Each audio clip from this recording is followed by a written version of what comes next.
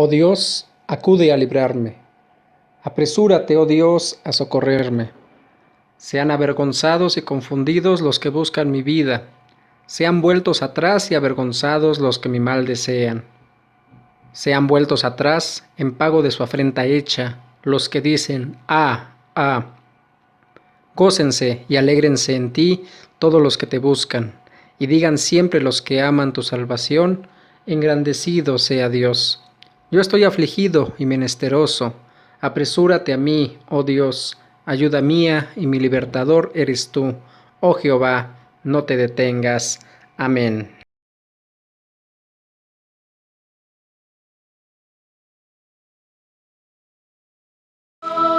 El que viene ahora soy yo, Señor, el que viene ahora. Con mi paso yo, Señor, el que viene ahora. No me manda paso yo, Señor, el que viene ahora. Soy yo, Señor, el que viene ahora. Soy yo, Señor, el que viene ahora. No mi paso yo, Señor, el que viene ahora. No me manda paso yo, Señor, el que viene ahora. El que viene ahora.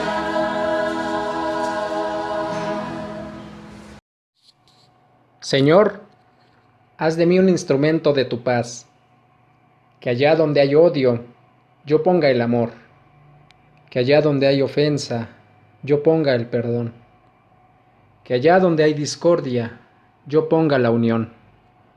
Que allá donde hay error, yo ponga la verdad.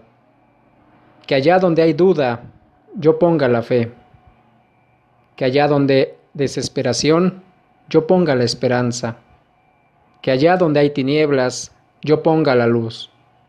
Que allá donde hay tristeza, yo ponga la alegría. Oh Señor, que yo no busque tanto ser consolado, cuanto consolar. Ser comprendido, cuanto comprender. Ser amado, cuanto amar. Porque es dándose como se recibe, es olvidándose de sí mismo como uno se encuentra a sí mismo. Es perdonando como se es perdonado. Es muriendo como se resucita a la vida eterna. Amén.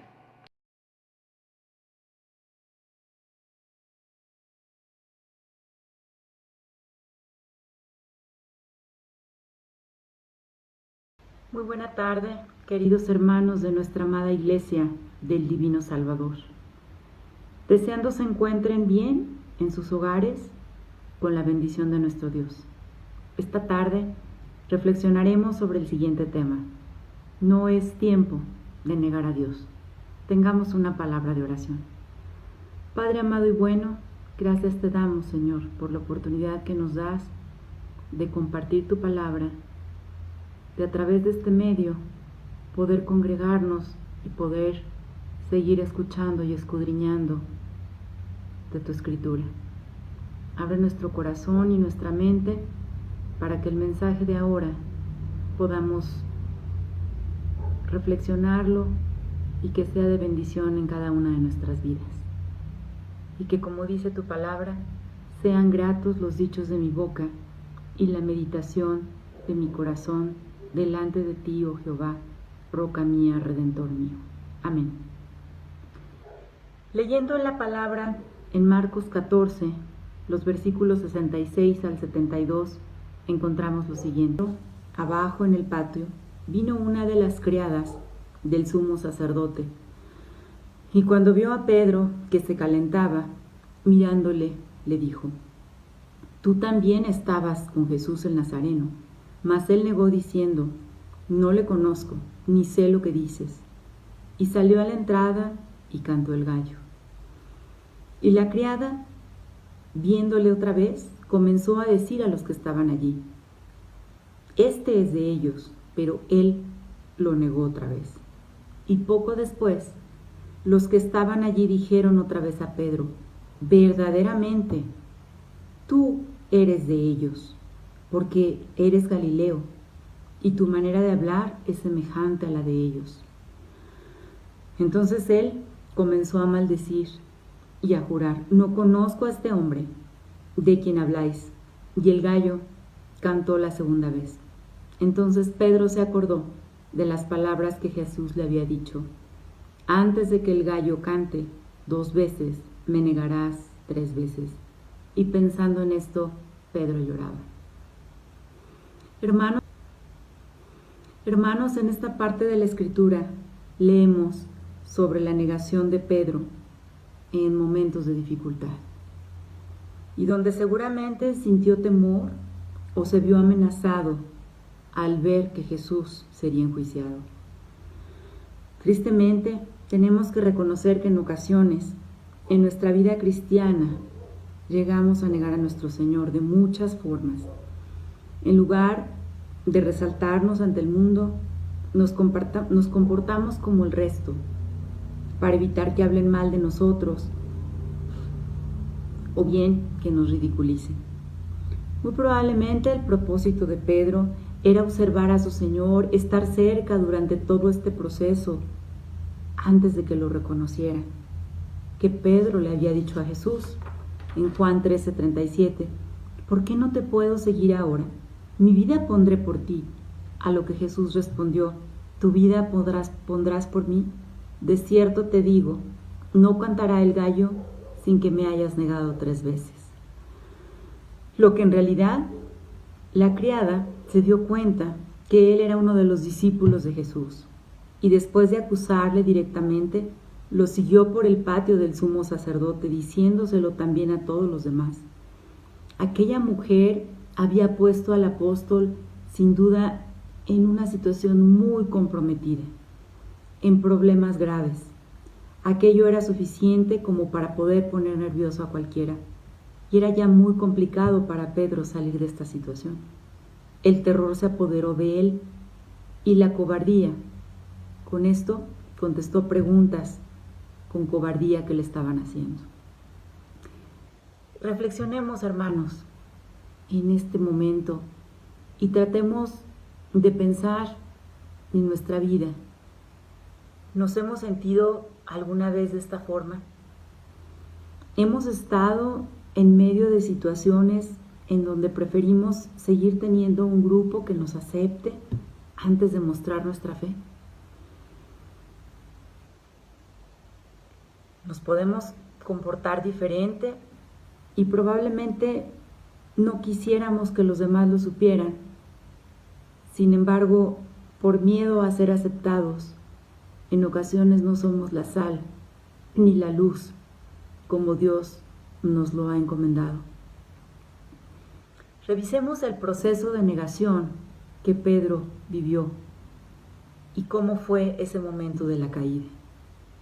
Cuando revisamos todo este proceso, nos damos cuenta que fueron una serie de eventos los cuales contribuyeron a que Pedro cayera a negar a Jesús. Y fue de la siguiente forma. Primero que nada, Pedro llegó mucho más lejos que los demás discípulos, pero el Señor claramente le había dicho que por el momento no le podía seguir, algo a lo cual él no quiso hacer caso. En Juan 13:36 leemos: le dijo Simón Pedro: Señor, ¿a dónde vas? Jesús le respondió: a donde yo voy, no puedes seguir ahora, mas después me podrás seguir. Por lo tanto, el hecho de que en aquella noche Pedro estuviera en el patio del sumo sacerdote mientras Jesús era juzgado, muy probablemente no lo podemos asociar con la lealtad que Pedro tenía al Señor, sino como un acto de desobediencia por haber seguido a Jesús hasta allí. Otro detalle que debemos notar es que mientras esperaba para ver qué ocurría con Jesús, se acercó a los alguaciles, se mezcló entre ellos como si fuera uno más. Y en efecto, el hecho de encontrarse en aquel lugar supuso un acto de desobediencia al Señor y juntándose con los enemigos de Jesús, fue un primer paso a negarlo.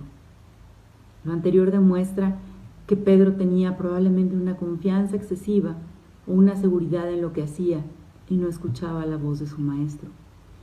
Adicional, como recordaremos anteriormente, le había pedido que velara y orara para que no entrara en tentación. Como sabemos, no pudo velar una hora, como nos los indica Marcos 14:37. Otro comportamiento, hermanos, recordarán el momento en el que él desenvaina su espada para herir al siervo del sumo sacerdote. Aquí Pedro no entiende la naturaleza de la batalla y con una actitud completamente de agresión es que daña al siervo del sumo sacerdote. Nuevamente, algunas preguntas para reflexionar aquí. ¿Nos ha pasado, hermanos, que cuando le hemos negado y hemos ofendido a nuestro Padre, pasamos previamente por una serie de situaciones y un proceso de no haber escuchado y obedecido lo que el Señor nos dice? ¿De qué manera estamos hoy día velando, llorando, para que, como dice su palabra, no entremos en tentación? En ocasiones hemos atendido probablemente a lugares o estamos con posibles enemigos de Dios, como lo estuvo Pedro, con quien creemos que los vamos a influenciar y hacerles ver la verdad de Dios. Sin embargo, por el contrario, estas supuestas amistades nos jalan y nos llevan a negar a nuestro Dios en diferentes formas. ¿Nos ha sucedido? ¿Qué tan firme es nuestra fe para permanecer sin caer en momentos de prueba y de tentación? Revisemos el arrepentimiento de Pedro, hermanos. Dice en Lucas 22, del 60 al 62, estando aún Pedro hablando, el gallo cantó. Entonces el Señor se volvió y miró a Pedro, y Pedro se acordó de la palabra del Señor, como le había dicho, antes que el gallo cante hoy, me negarás 3 veces. Y saliendo fuera, Pedro lloró amargamente. Qué duros y qué amargos remordimientos agitaron el alma de Pedro, para que haya llorado amargamente, hermanos. ¿En alguna ocasión nos hemos sentido de esta manera? ¿Por algún arrepentimiento que hemos tenido o alguna situación en la que hemos vivido? Pedro se sentía terriblemente atormentado en lo que acababa de hacer. ¿Cómo haber traicionado la amistad y el amor que Cristo le había mostrado en todos los momentos que pasaron juntos? Seguro recordó que el Señor se lo había advertido y Pedro no quiso hacerle caso. Muy probablemente pasó por su cabeza, ¿qué pensará el resto de los discípulos? Después de que unas horas antes él se había mostrado tan autosuficiente y superior a ellos. Algo muy positivo que debemos apreciar es que el arrepentimiento de Pedro fue muy rápido. Lucas nos dice que en ese momento, saliendo afuera, lloró amargamente. No cabe duda de que cada una de sus lágrimas eran evidencias del arrepentimiento genuino por el cual estaba pasando. Esto es algo muy positivo, ya que hoy en día, como sabemos, en nuestra época, a veces las personas dicen arrepentirse, pero en ocasiones no entienden la seriedad del pecado, ni sienten dolor alguno por haber pecado. Aunque el perdón es algo que ocurre en el mismo momento en el que nos dirigimos a nuestro Señor, siempre viene la parte de la fe y la restauración. Es un proceso que puede llevar mucho más tiempo. Además, el Señor, recordemos que Él nos ayuda a tomar medidas necesarias para librarnos en lo sucesivo de cosas similares.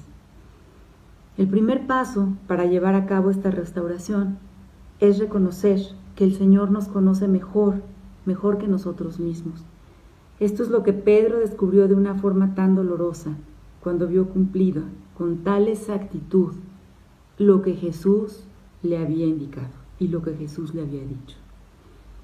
Y si quería prevenir algunas otras caídas a futuro, ya no debería de confiar en sus propias fuerzas ni en sus propias percepciones, sino, por supuesto, seguir la voz del Maestro, como todos tenemos que hacerlo y tenemos mucho que aprender. Pero esta fe que el mismo Pedro describió como más preciosa que el oro, debe ser probada con fuego, hermanos, para comprobar en ocasiones si es una fe auténtica y para que dé fruto deseado por Dios para su gloria. Pedro sabía esto muy bien, puesto que su fe había sido puesta a prueba en aquel fuego encendido en el patio del sumo sacerdote.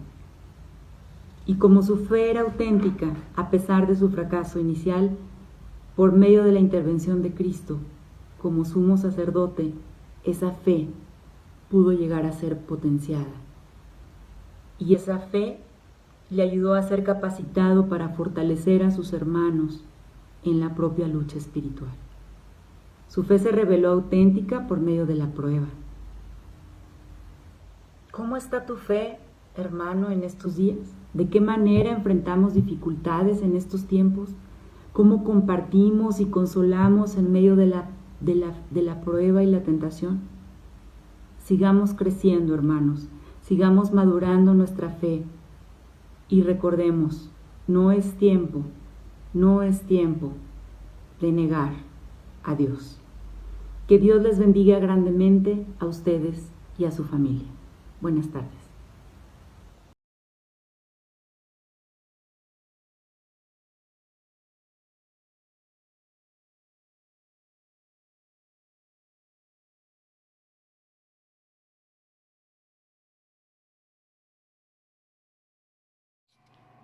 Que la buena salud y la felicidad te acompañen. Que sientas agrado en lo que tengas que hacer.